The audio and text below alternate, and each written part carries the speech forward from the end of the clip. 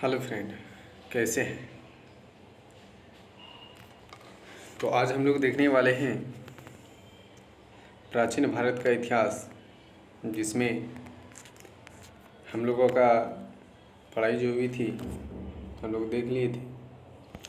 अतीत के अध्ययन हेतु तो काल का विभाजन ये हो गया है, प्राग ऐतिहासिक काल भी हो गया।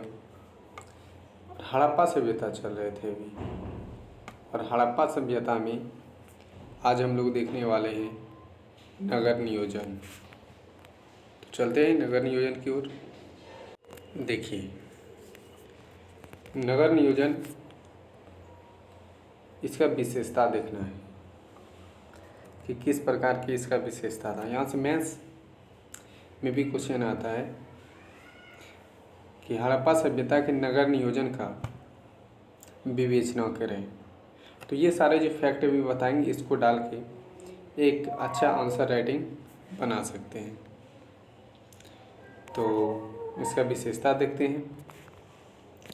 तो इस सिंधु सभ्यता के नगर विश्व के प्राचीनतम सुनियोजित नगर है।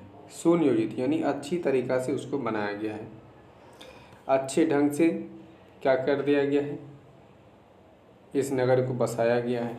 एक क्रमिक विकास करते करते ये लोग अपना नगर का जो है विकास कर लिया है। तो इसमें क्या होता था कि नगर को जो बसाने का काम किया है, उसका सड़कें बहुत चौड़ा होता था, और उसमें क्या सड़क एकदम समकोण पे होता था, और जो गांव जो बसता था तो वो सड़क से थोड़ी सी दूर पर बसता था, और उसमें छोटे छोटे जो कमरे होते थे या घर का जो दरवाज़ा होता था वो सड़क की ओर नहीं खुलता था, वो सड़क के अपोजिट साइड खुलता था। तो देखते हैं इस प्रकार से इसका पूरा विशेषता। तो कहता है, ऐसे प्रतीत होता है कि संपूर्ण नगर किसी संस्था के निर्देशानुसार बनाया गया है। आप सोच सकते हैं किस तरह से बनाया गया होगा। अभी जिस तरह इंजीनियर लोग बनवाते हैं, कंस्ट्रक्शन का काम करवाते हैं, उस तरह से इससे भी ज़्यादा बेटर पहले का सभ्यता है। हम लोग जो चल रहे हैं वो दूसरी नगरीय सभ्यता में, लेकिन ये सब क्या प्रथम नगरीय सभ्यता के अंतर्गत आता है।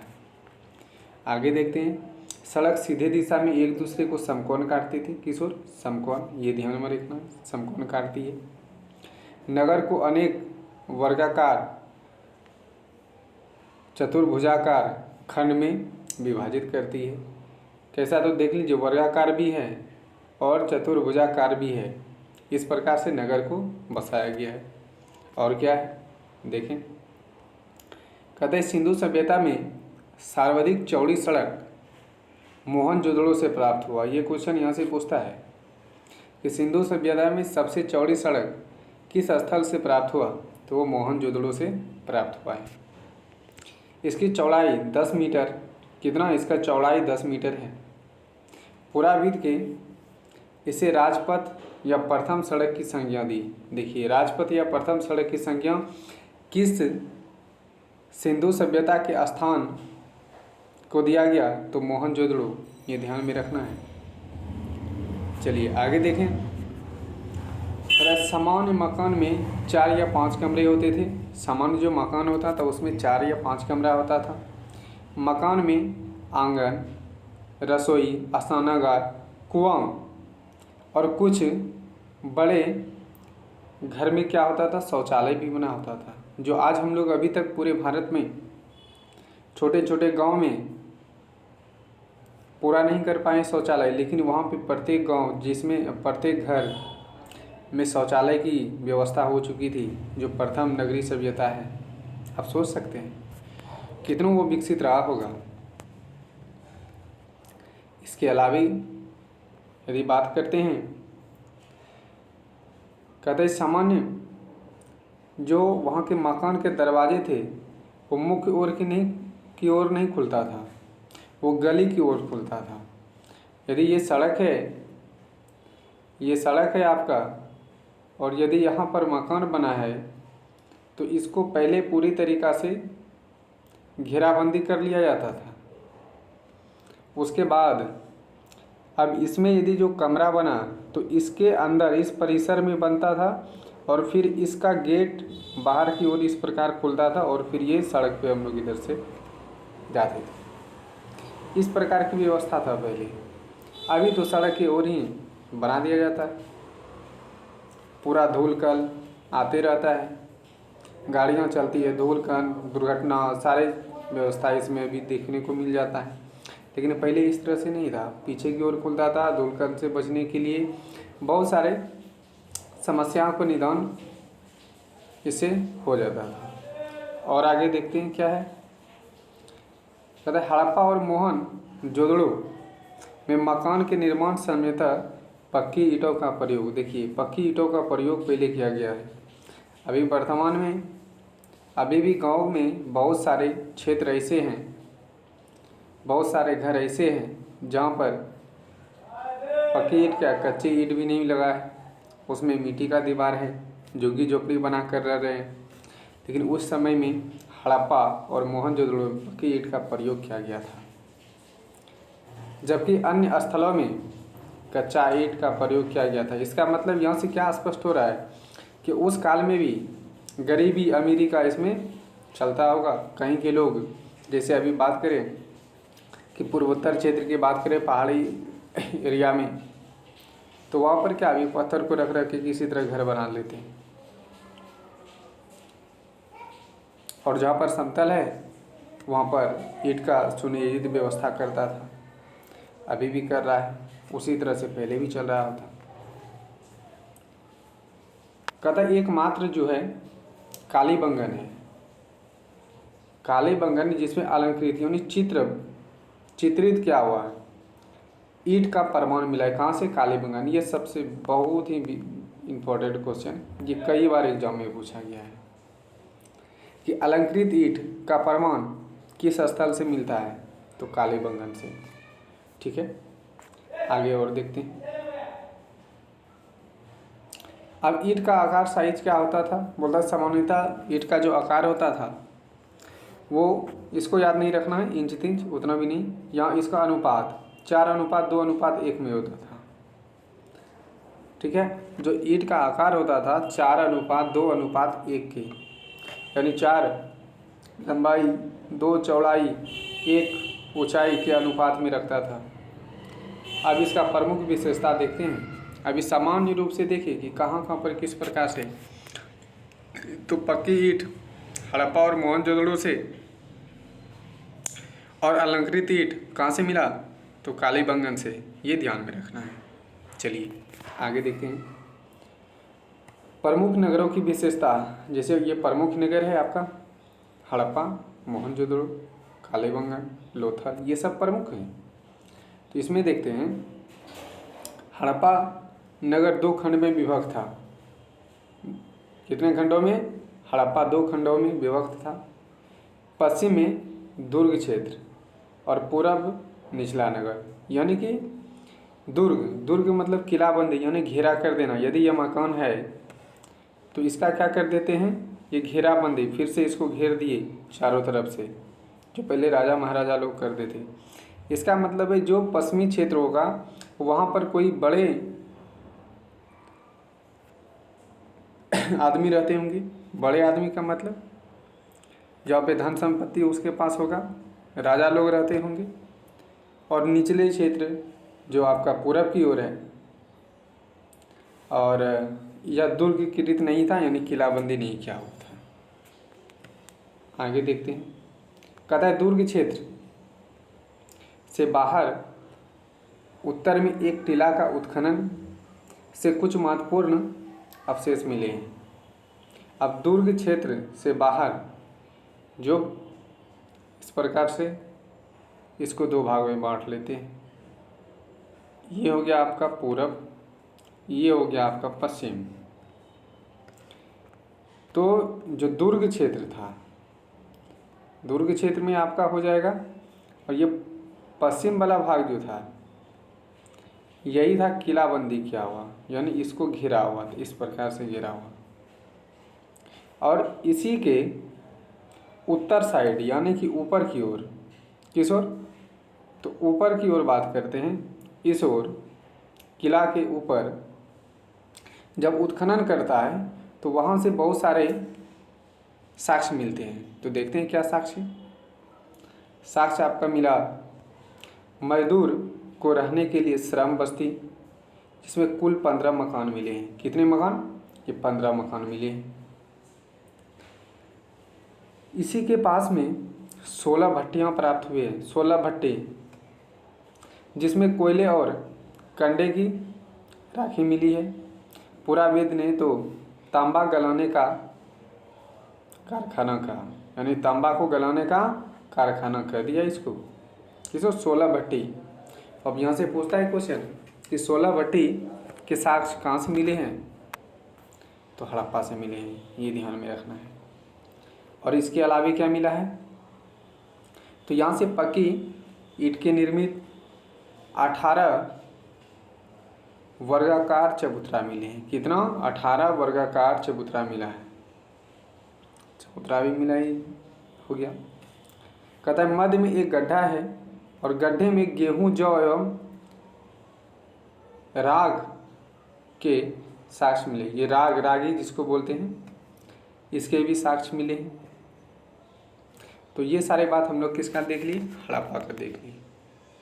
अब मोहनजोदड़ो को थोड़ा सा देख लेते हैं। इसमें क्या है? मोहनजोदड़ो नगर को भी 2 खंडों में विभक्त, जिस तरह से उसको खंडित किया गया था, इसमें भी है पश्चिमी किला जो है दुर्ग है, यानी कि उसको किलाबंदी किया हुआ है, और पूरब ये नीचे वाला हिस्सा है।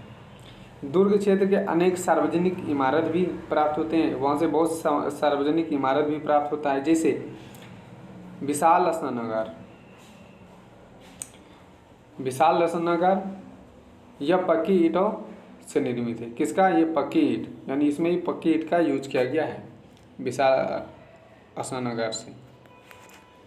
आगे देख लेते हैं। और वो जो स्नानागार है ये कहता है कि सबसे सुंदर कृत, यानी कि बहुत ही सुंदर दिखने में है। यह पूरी इमारत 18 फीट लंबा, 108 फीट चौड़ा है। ये जो स्नानागार है ये कितना? 180 फीट लंबी है, 108 फीट चौड़ी है। यदि इस तालाब की बात करते हैं तो इसका आकार जो है 11.89 मीटर क्या है? लंबा है। 7.01 मीटर चौड़ा है और 2.43 मीटर गहरा है। ये तालाब का आकार है। इसको स्नानागार बोलते हैं। उसका पूरा चबूतरा वगैरह लगाकर सारे कुछ वो 180 फीट लंबा और 108 फीट चौड़ा है। और क्या? तालाब के तल तक पहुंचने के लिए, यानी तालाब के नीचे जाने के लिए उत्तर और दक्षिण दिशा में सीढ़ी बनाई। यहाँ से भी महत्वपूर्ण क्वेश्चन यहाँ से पूछता है, मोहनजोदाड़ो के तालाब या फिर स्नानागार में उतरने के लिए किस ओर सीढ़ी का प्रयोग किया गया था? तो ये उत्तर और दक्षिण की ओर। किस ओर? उत्तर और दक्षिण की ओर। यहाँ से ध्यान में रखना है। चलिए, तालाब के दक्षिण पश्चिम एक नाली थी जिसमें से तालाब का गंदा पानी बाहर निकलता।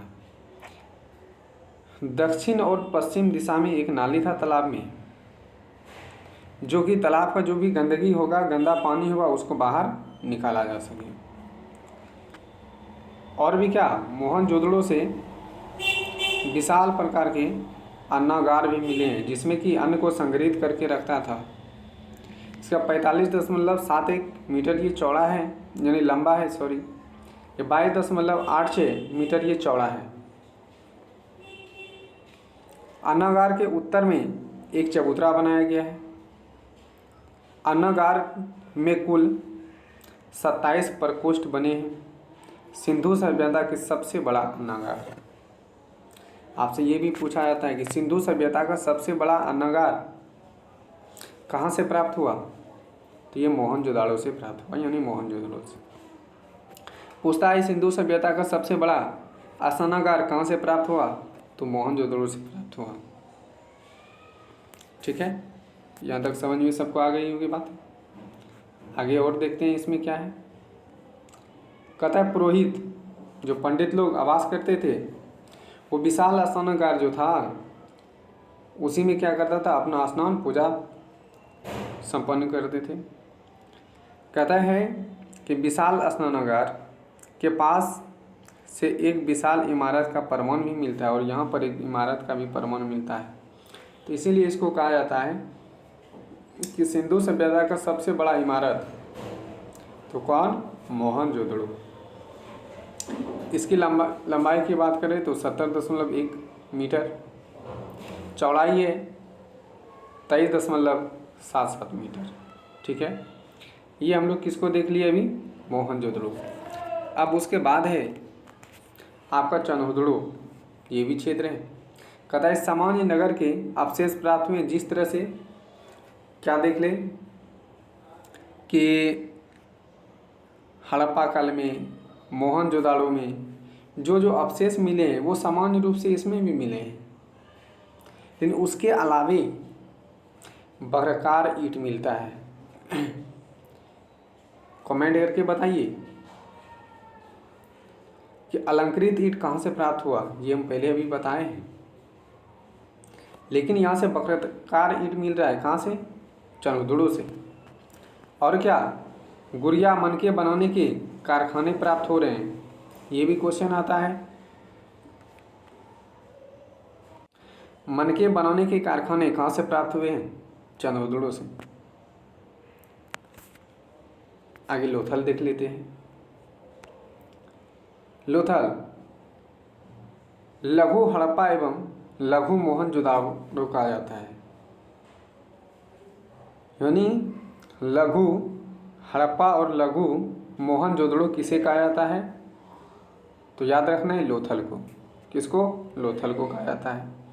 आखिर क्यों कहते हैं इसको लोथल को कि लघु हड़प्पा और लघु मोहनजोदड़ो, कारण है कि इसका भी जो किला है वो दुर्गीकृत है, और कौन सा, पश्चिमी भाग, और पूर्वी भाग क्या है, निचौन नगर है।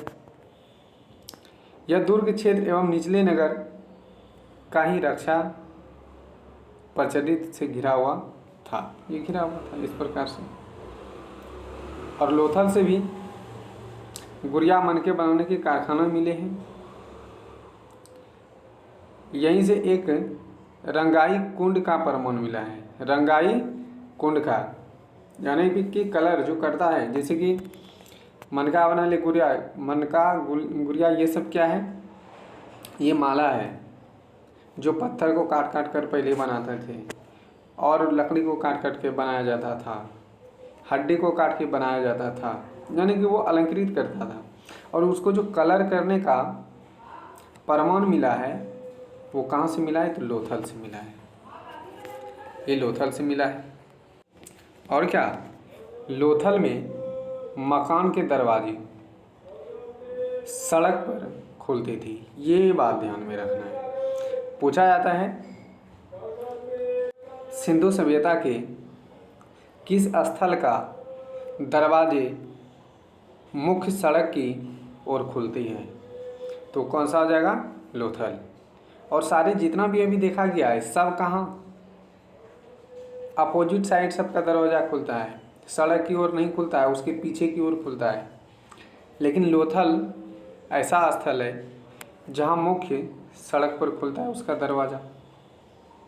लोथल के निचले नगर के पूरब में एक डॉकयार्ड यानी गोदीवाड़ा, ये डॉकयार्ड क्या होता है, गोदीवाड़ा जिसको हम लोग बोलते हैं प्राप्त हुआ, पहले डॉकयार्ड कहा जाता था, जिसको हम लोग अभी बंदरगाह कहते हैं, जहाँ पर कि नाव वगैरह को लगाया जाता है, उसी को डॉकयार्ड कहते हैं। तो ये कहाँ से, ये लोथल से मिला है। यह पक्की ईंट से निर्मित, और यह जो है पक्की ईंट से निर्मित है। इसका यदि आकार की बात कर लेते हैं तो इसका आकार जो है, ये डॉकयार्ड का आकार कितना है, 208 मीटर लंबा है, 36 मीटर चौड़ा है, और 3.3 मीटर क्या है, गहरा है। तो ये हम लोग किसको देख लिए, कौन सा भी, तो लोथल स्थल देख लिए। अब धौलावीरा, ये भी स्थल देखते हैं और इसमें क्या क्या मिलता है। कहता है भारत स्थित सिंधु सभ्यता का सबसे बड़ा नगर,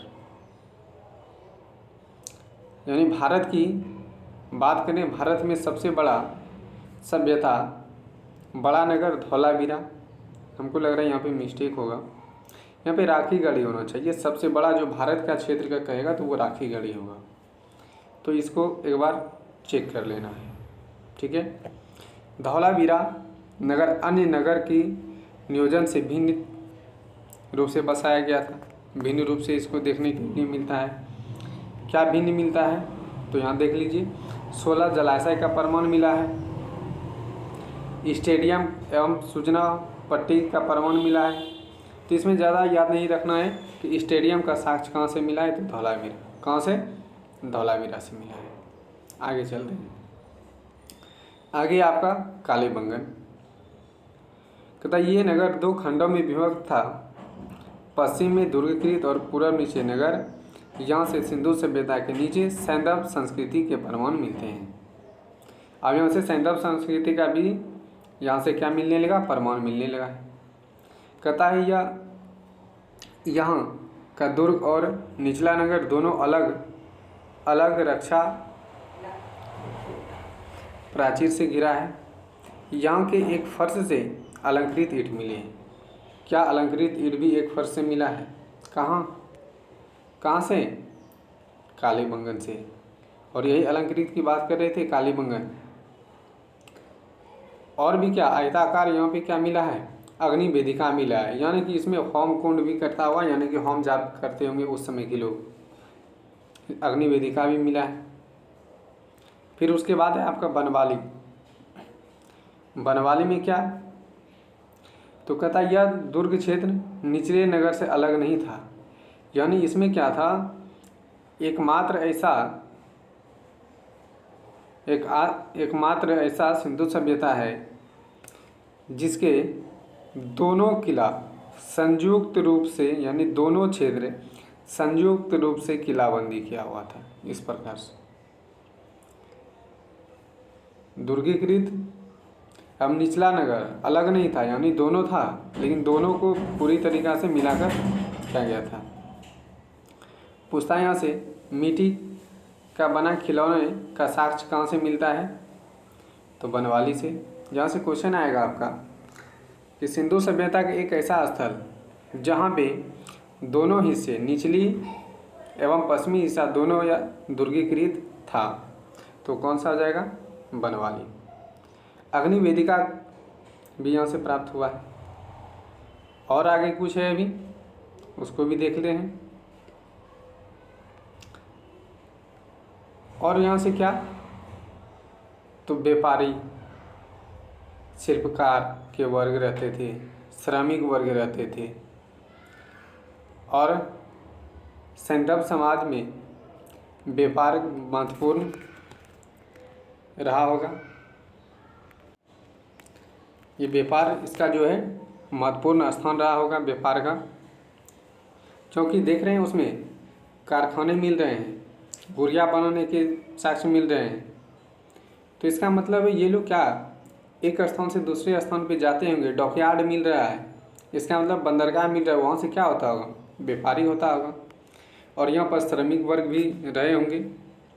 अब वो लोग भोजन क्या क्या करते थे, सैंधव वासी शाकाहारी और मांसाहारी दोनों प्रकार के थे, जो अभी वर्तमान में भी आपको देखने के लिए मिलता है।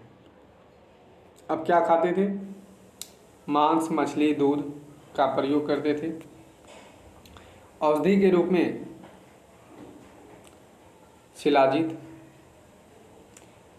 समुद्र के फैन और नींबू का प्रयोग करता था, जो वर्तमान समय में भी हम लोग भी करते हैं कि समुद्र का फैन नहीं तो उसका नमक, नींबू, शिलाजीत, ये सारे हम लोग भी प्रयोग करते हैं वर्तमान में भी।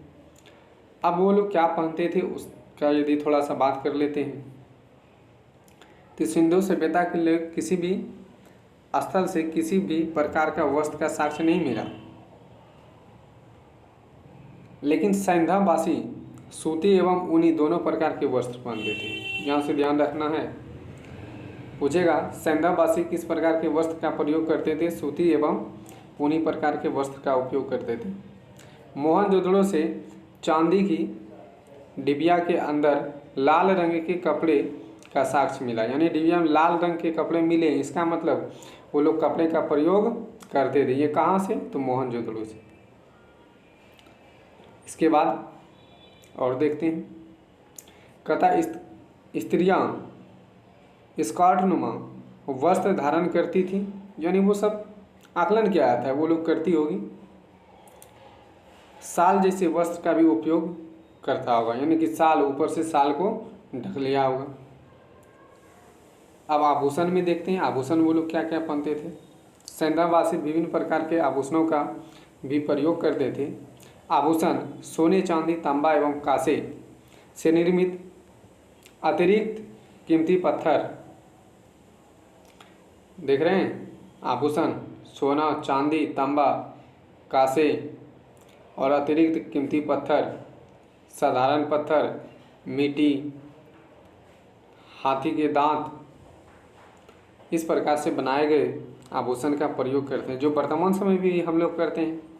सोना, चांदी, तांबा, कीमती पत्थर, है ना, ये सब तो हम लोग भी अभी यूज करते हैं, तो उस टाइम में भी कर रहे होंगे।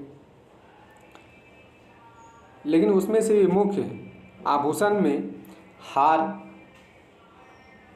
बाजूबंद, बालपीन, अंगूठी, चूड़ियाँ आदि का प्रयोग करते थे। हड़प्पा से सोने का बना 6 लड़ियों का हार मिला है। ये कैसे पता चला? तो ये पता ऐसे चलता है कि हड़प्पा से सोने के बना 6 लड़ी के साक्ष्य मिलते हैं, यानी हार मिलते हैं। इसका सौंदर्य की बात कर लेते हैं। तो सैंधववासी सौंदर्य प्रेमी थे। हड़प्पा के उत्खनन से पसंद बक्स प्राप्त हुआ। क्या? बक्स, प्रसाधन बक्स, यानी बक्सा उससे प्राप्त होता है। हड़प्पा से ही काजल की डिब्बी, सफ़ेद पाउडर भी मिला है। कहाँ से? हड़प्पा से। ये याद रखना है, यहाँ से क्वेश्चन आता है कि काजल की डिब्बी कहाँ से प्राप्त हुआ है, तो हड़प्पा से प्राप्त हुआ है। और क्वेश्चन आता है लिपस्टिक के प्रमाण कहाँ से मिले हैं? चंद्रद्रोण से। स्त्री विभिन्न प्रकार के केस विन्यास का भी प्रयोग करते होंगे। जहाँ से 2 क्वेश्चन फिक्स है, आता ही आता है। काजल की डिब्बी का साक्ष्य हड़प्पा से, लिपस्टिक का साक्ष्य चंद्रद्रोण से। लिपस्टिक का साक्ष्य चंद्रद्रोण से, काजल का डिब्बी का साक्ष्य कहाँ से? हड़प्पा से। ये ध्यान में रखना है। और उसका आप देखते हैं सैंधववासी का समाधान। समाधान यानी जो मृत व्यक्ति हो जाता था उसके लिए क्या क्या करते थे वे लोग, उस पर देखते हैं। कहता है मृतकों का 3 प्रकार का संस्कार किया जाता था। जो अंतिम संस्कार होता था वो 3 प्रकार से होता था। पूर्ण समाधान, आंशिक समाधान। यानी पूर्ण समाधान में क्या होता है? मृत्यु को कब्र में दफनाने की परंपरा, यानी मृत जो भी व्यक्ति मर गया उसको सीधे सीधे कब्र में दफना दिया गया। लेकिन आंशिक समाधान में क्या होता है? मृत के शरीर को जंगल में रख देते थे। जब पशु पक्षी उसके मांस खा लेते थे, उसके बाद जो हड्डी बचता था उसको दफनाया जाता था, जो जैन धर्म के लोग भी करते थे। और इसका तीसरा देखते हैं दाह संस्कार, कि जब व्यक्ति मर जाते थे उसको जलाने की भी परंपरा रही थी। तो पूछा जाता है कि समाधान की स्थिति सैंधव सभ्यता में कितने प्रकार के थे? तो 3। पूर्ण समाधान जिसमें मृतकों को पूरी तरीक़ा से दफना दिया जाता था। आंशिक समाधान तो व्यक्तियों को जंगलों में छोड़ दिया जाता था, जो मृत व्यक्ति है उसके पशु पक्षी सब खा लेते थे, जो भी हड्डियाँ बचता था उसको दफनाया जाता था। और दाह संस्कार, ये तीनों प्रचलन में था। और सिंधु सभ्यता के स्थल से प्राप्त के आधार पर यह निष्कर्ष निकलता है कि सैंधववासी को लोकप्रिय समाधान प्रणाली पूर्ण समाधान थी, यानी पूर्ण समाधान जो था वही उसको सबसे अच्छा लग रहा था। इसके अलावा भी अलग अलग स्थिति में देखें हम लोग, और भी क्या इसके अलावा कि सैंधववासी सामान्यतः अपने मृतकों का सिर उत्तर और दक्षिण रख के दफनाते थे। ये भी ध्यान रखना है, अभी भी हम लोग उत्तर और दक्षिण रखते हैं और फिर उसको क्या करते हैं, दफनाने का कार्य करते हैं, या अंतिम संस्कार होता है, जलाने का कार्य करते हैं, उत्तर और दक्षिण रखते हैं। सिंधु सभ्यता के भी लोग पहले रखते थे इसी तरह। और क्या, मृत्यु के साथ अत्योत्कृष्ट सामग्री जैसे मृदभांड, आभूषण आदि अभी भी तो हम लोग करते हैं कि कोई यदि लेडीज मर जाती है तो उसके लिए उसका थोड़ा सा टुकड़ा क्या करते हैं कि सोने के टुकड़े को उसके मुंह में डाल देते हैं या फिर उसके पास रख देते हैं। कब्र पैर की अपेक्षा सिर की ओर अधिक चौड़ा होता था। जो कब्र बनाया जाता था पहले पैर के साइड में थोड़ा शिफ्ट होता था, यानी संकीर्ण, और सिर की ओर थोड़ा सा अधिक चौड़ा होता था। और क्या,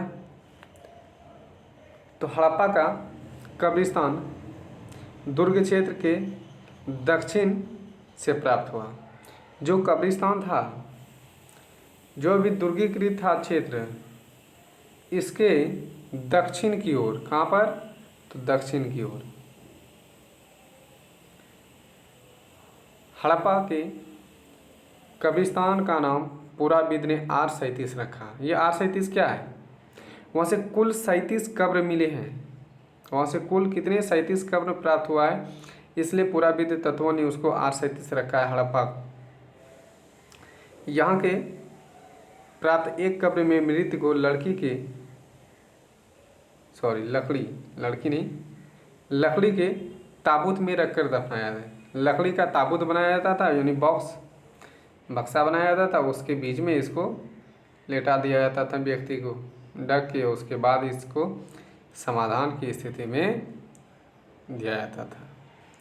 जो वर्तमान समय में अभी यदि कोई सैनिक मर जाते हैं तो उसके लिए पहले ताबूत बनता है, जिससे कि अपने घर तक लाने का कार्य होता है। उसी तरह से वहाँ पे एक ताबूत बनाया जाता था और उसमें मरे हुए व्यक्तियों को रखा जाता था। ऐसे परंपरा सुमेरियन सभ्यता में भी प्रचलित था। सुमेरियन सभ्यता में भी यह प्रचलित था। लोथल का कब्रिस्तान दुर्ग के उत्तर पश्चिम से प्राप्त हुआ, लेकिन लोथल में वो हड़प्पा में दक्षिण की ओर, लेकिन लोथल की यदि बात करें तो उत्तर और दक्षिण की ओर प्राप्त होता है। जहाँ पे कितने 20 कब्रिस्तान और वहाँ पे 37 मिले थे। हड़प्पा में 37 दक्षिण की ओर दफनाया जाता था, लोथल में उत्तर और पश्चिम में दफनाया जाता है, लेकिन यहाँ से 20 कुल कब्रिस्तान मिले हैं। और लोथल में ही युगल समाधान यानी कि एक साथ दो व्यक्ति को दफनाने का साक्ष्य कहाँ से मिलता है, तो लोथल से मिलता है। ये भी ध्यान में रखना है कि एक ही कब्र में दो व्यक्ति या युगल समाधान कहाँ से प्राप्त होता है, तो लोथल से प्राप्त होता है। मोहनजोदड़ो से अभी तक कब्रिस्तान प्राप्त नहीं हुआ। ये मोहनजोदड़ो से अभी तक एक भी कब्रिस्तान प्राप्त नहीं हुआ है। अभी कहाँ हुआ है, तो लोथल में कब्र की संख्या 20 कहाँ, उत्तर और पश्चिम में दफनाए जाते थे। हड़प्पा में 37 कब्र, लेकिन उसको कहाँ पे दफनाया जाता था, दक्षिण की ओर। कहाँ, तो दक्षिण की ओर। ठीक है। इसके बाद है आपका धार्मिक समाज। तो अगले दिन धार्मिक समाज को पढ़ेंगे। आज इतना ही। यदि आप लोगों को अच्छा लग रहा है, क्लास समझ में आ रही है, तो आप लोग लगातार वीडियो को देखते रहें और थोड़ा बहुत सेशन को शेयर भी कर दिया कीजिए। अधिक व्यक्ति इसको जान पाएंगे, क्योंकि हम सारे इसमें क्वेश्चन के साथ साथ चल रहे हैं। जो भी होता है, जहाँ से क्वेश्चन बनने की संभावनाएं होती है उसको हम बताते चलते हैं कि क्वेश्चन यहाँ से बनेगा, ऐसे बनेगा। तो आप लोग थोड़ा कंटिन्यू रखें और क्या कहेंगे कि थोड़ा सा सेशन को शेयर कर दीजिए। और यदि कोई त्रुटि है, समझ में नहीं आ रहा है, या हमको और किसी चीज़ में वर्क करना है, इसके लिए भी आप लोग क्या कर सकते हैं, कमेंट कर सकते हैं कि इसको सुधारने की ज़रूरत है। हम भी अपने आप में क्या करें, इम्प्रूव करने की कोशिश करेंगे। आज के लिए इतना ही, धन्यवाद।